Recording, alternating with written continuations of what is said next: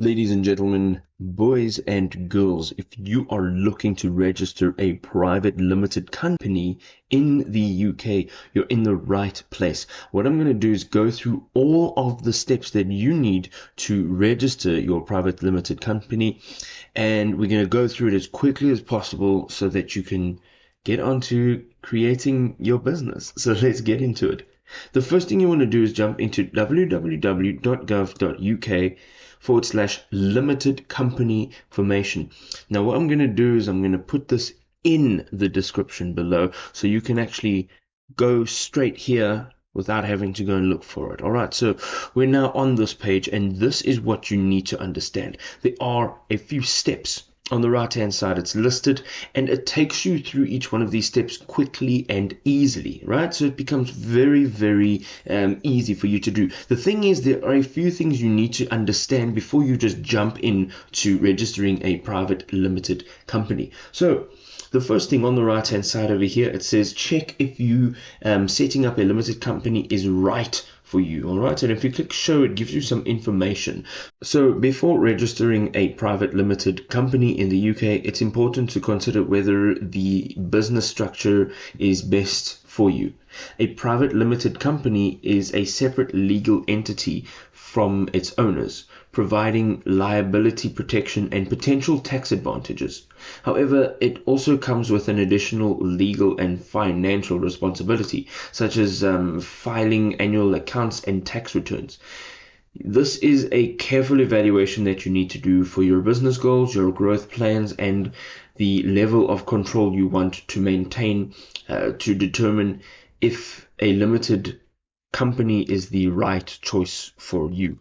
So you're going to go through and just see that there are a bunch of links for the information that you need. The next thing is choosing a name. Now, selecting the right name for your private limited company is an important step. Your company must have a unique name, and it cannot be similar to an existing business. It must also include the words limited or LTD at the end. So when considering a name, make sure that that name reflects your brand and it is easy for customers to remember. Here you're having a look at choosing directors and a company secretary. Every private limited company must have at least one director who is responsible for the company's management and decision making. You may also choose to appoint a company secretary who handles administrative tasks such as maintaining company records and ensuring compliance with legal requirements. The next thing is jumping into deciding who the shareholders or the guarantors are. So shareholders are the owners of the company, while guarantors are the individuals who agree to take on financial responsibility for the company's debt. You'll need to identify the individuals or the entities that will hold shares or act as guarantors, as well as any people with significant control over the company's operations and the decision making, which if you go down and have a look in here, you can find out what counts as a PSC. Moving on now to preparing your documentation for your agreements in terms of how to actually run your company. All right, so you'll need to create a memorandum of association and articles of association, which will outline the company's purpose, the management structure, and the rules for how the business will actually be run. These documents help ensure everyone involved is on the same page and that the company operates in accordance with legal requirements. Let's have a look at what records you'll need to keep up with.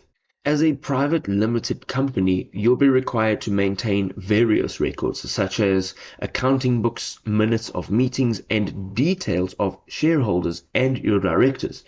You need to familiarize yourself with the record-keeping requirements to ensure your company remains compliant.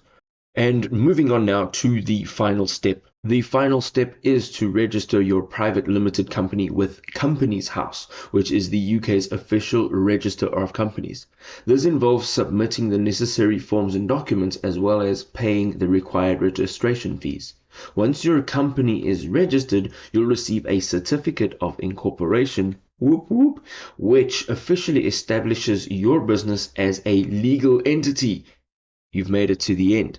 So by following these steps, you'll be able to understand the key requirements, and you'll also have success while registering your private limited company in the UK, and you'll be able to lay the foundation for your business's growth as well as success. Now, as you can see, there are tons of links on this page. You can go ahead and actually click on all of them to have a better understanding of what it requires to register a private limited company in the UK. Now, if this guide was helpful and you would like to learn more, you can go ahead and follow us. We will see you in another awesome video. Cheers for now.